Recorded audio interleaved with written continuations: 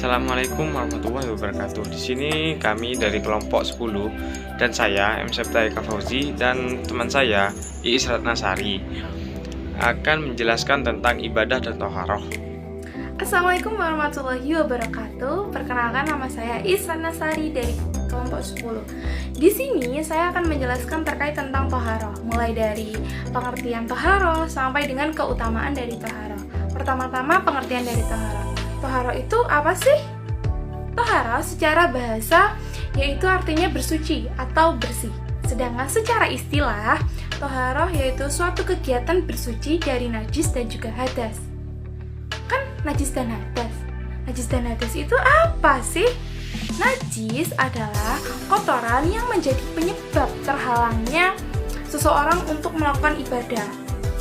Nah, najis sendiri terbagi menjadi 3. Yang pertama ada najis mughalladzah, yang kedua ada najis mutawasithah, yang ketiga ada najis mughalladah. Najis mughalladzah atau biasa disebut dengan najis ringan, contohnya yaitu air seni bayi laki-laki yang belum makan apapun kecuali ASI. Nah, cara mensucikannya itu gampang banget, yaitu dengan cara memercikkan air atau mengusap dengan air pada bagian yang terkena najis. Kemudian yang kedua ada najis mutawasithah.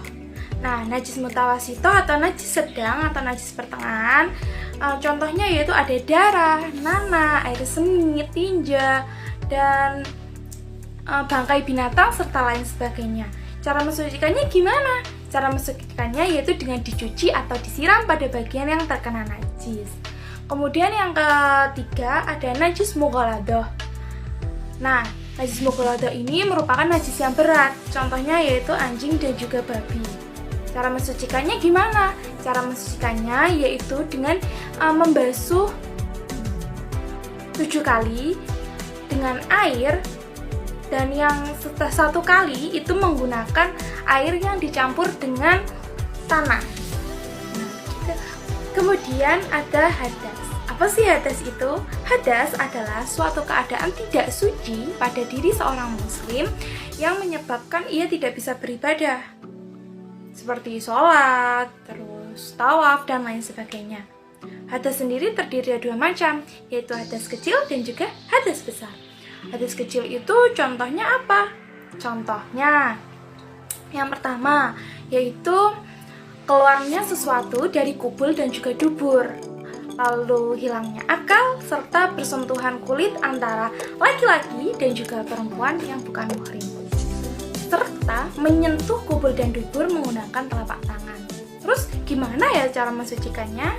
Cara mensucikannya yaitu hanya dengan berwudu. Kemudian yang kedua ada hadas besar. Nah, contohnya hadas besar itu berhubungannya suami istri, keluarnya air mani, haid, nifas, melahirkan. Nah, cara mensucikannya yaitu dengan mandi wajib. Kemudian ada alat-alat untuk bersuci. Apa aja sih alat-alat untuk bersuci?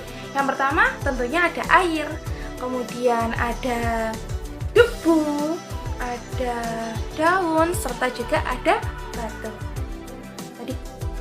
Tadi kan ada air ya untuk mensucikan. Nah, macam-macam air sendiri yaitu ada banyak loh, ada 5. Yang pertama ada air mutlak, yang kedua ada air musyammas, yang ketiga ada air mutaghayyar, yang keempat air mustakmal, serta yang terakhir yaitu air mutanajjis. Air mutlak sendiri artinya apa?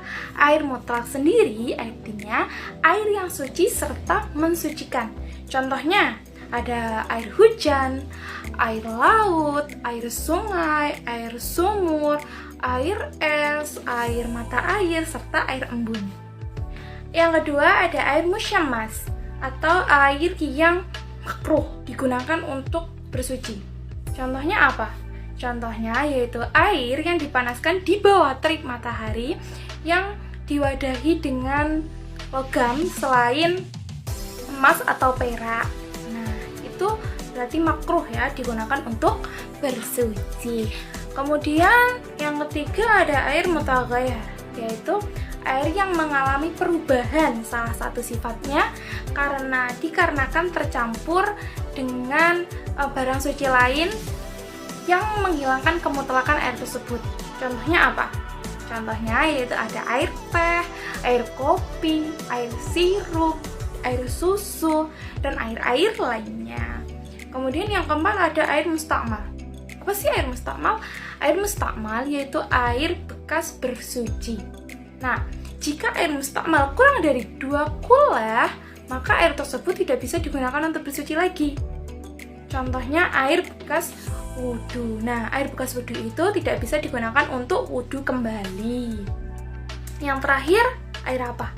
Air mutan najis, yaitu air yang sudah tercampur dengan najis.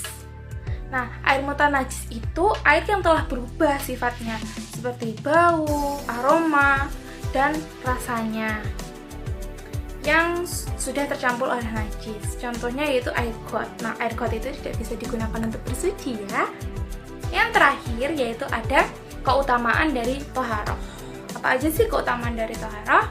Yang pertama yaitu terhindar dari segala penyakit, karena sumber penyakit berasal dari kuman dan kotoran. Kemudian yang kedua yaitu bersenangnya wajah ketika kita dibangkitkan dari kubur. Kemudian yang ketiga yaitu lebih mendekatkan diri kepada Allah Subhanahu wa taala karena kebersihan sebagian dari iman.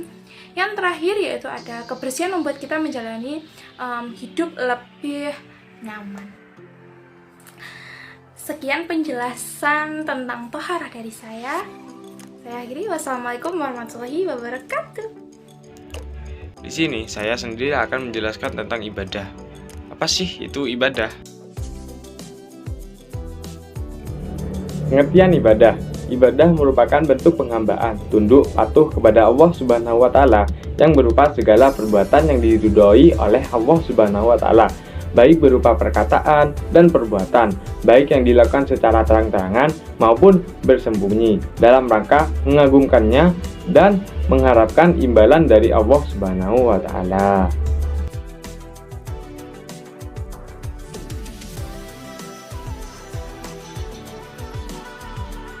Selanjutnya, yaitu tujuan ibadah.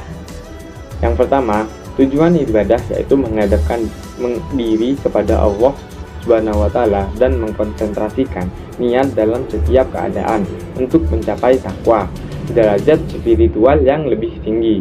Yang kedua, yaitu ibadah juga memiliki tujuan untuk menciptakan kemaslahatan dan menghindarkan diri dari perbuatan keji dan mungkar.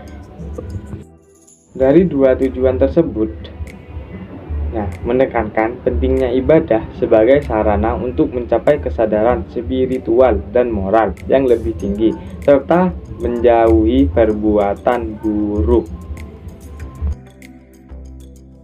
Selanjutnya, kita akan membahas tentang hikmah ibadah. Yang pertama, yaitu beriman. Beriman yaitu tujuannya untuk membersihkan hati dari syirik. Tujuan itu sama seperti hikmah. Kedua, sholat untuk mensucikan diri dari takabur.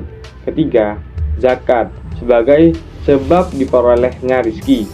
Keempat, puasa untuk menguji kesabaran dan keikhlasan manusia. Yang kelima, yaitu haji untuk mendekatkan umat Islam satu sama lain. Jihad untuk kebenaran Islam. Yang keenam, amar ma'ruf untuk kemaslahatan orang-orang awam. Yang ketujuh, nahi mungkar sebagai upaya memperbaiki perilaku orang-orang yang kurang akalnya. Itu paparan tentang ibadah dari saya. Selanjutnya, kami akan memaparkan tentang toharoh yang dijelaskan oleh teman saya. Terima kasih.